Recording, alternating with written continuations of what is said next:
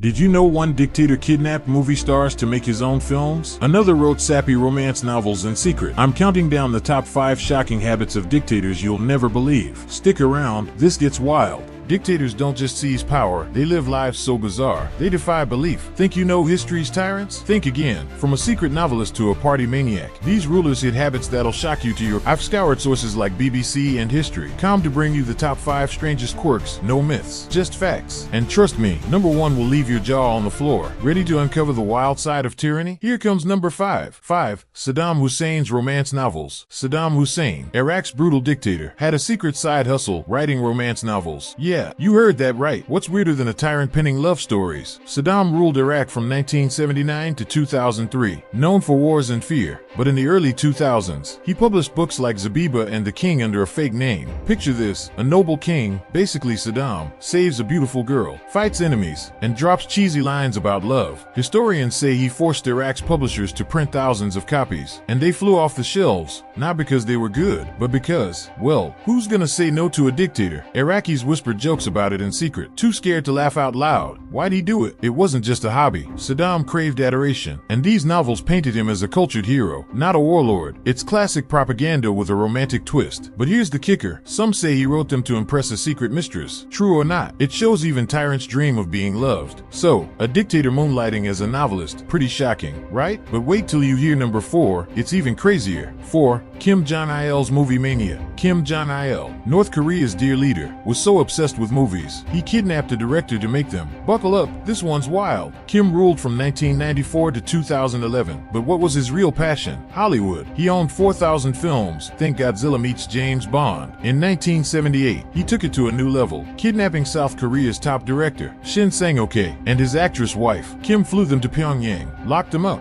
then said, "Make me movies." Shin directed 7 films, including a weird Godzilla knockoff called Pulgasari. Kim loved it, but Shin, he escaped in 1986, spilling the story to the world. This wasn't just a hobby gone wrong. Kim used films as propaganda to make North Koreans worship him. Every movie screamed great leader. It's like he wanted to direct his country's brain, not just its army. Crazy, right? Kidnapping for a monster flick, that's Kim Jong-il for you. But number 3's habit? It's so gross, you might gag. 3. Mao Zedong's no-brush teeth. Mao Zedong, China's revolutionary icon, had a habit that'll make you cringe. He never brushed his teeth. Yep, this one's a stinker. Mao led China from 1949 to 1976, hailed as a god by millions, but up close, not so divine. Historians, like in Mao, The Unknown Story, say he refused toothbrushes, claiming, "Tigers don't brush, and they're fine." Instead, he rinsed with green tea, letting his teeth turn a lovely shade of moss. Aides begged him to clean them, but Mao just laughed, chugging more tea and smoking like a chimney. Imagine the smell at those state dinners. Why'd he stick to it? Mao saw it as natural, a rebellion against fancy hygiene, but it clashed with his perfect image. Propaganda painted him flawless, not a walking dental nightmare. It just shows, power hides a lot of flaws. Green teeth on a dictator? Gross, but true. Number 2's habit, though, it's so bizarre, you'll wonder how he got away with it. 2. Idi Amin's ice cream hoard.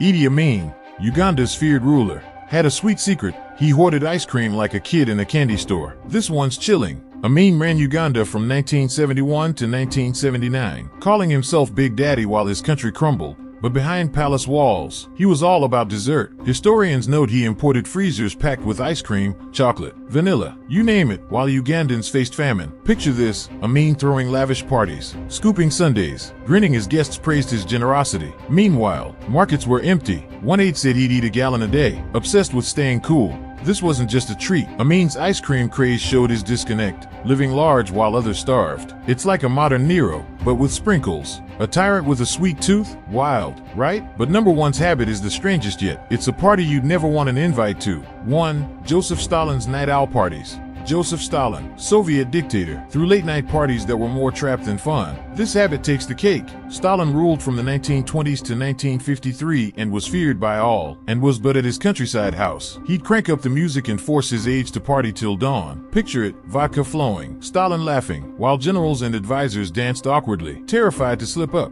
One wrong move, like leaving early, could land you in a gulag. Historians, like in Stalin, Court of the Red Tsar, say he'd get drunk, demand silly games, and watch everyone squirm. It was his twisted way of testing loyalty. These weren't just parties. Stalin used them to keep his inner circle off balance, ensuring no one dared plot against him. It's power games disguised as fun, classic dictator move. Parties as a weapon? That's Stalin for you. This habit's the weirdest because it's so sneaky. From Saddam's novels to Stalin's creepy parties, dictators' habits prove they were as weird as they were ruthless. Which one shocked you most? Mao's green teeth, Amin's ice cream, or something else? Drop your pick in the comments. I'm reading every one. If you enjoyed this wild ride, smash that like button, subscribe to Tyrant Tales, and hit the bell so you don't miss our next Tyrant secret. Up next, a dictator's biggest mistake. Any guesses who it'll be? See you soon.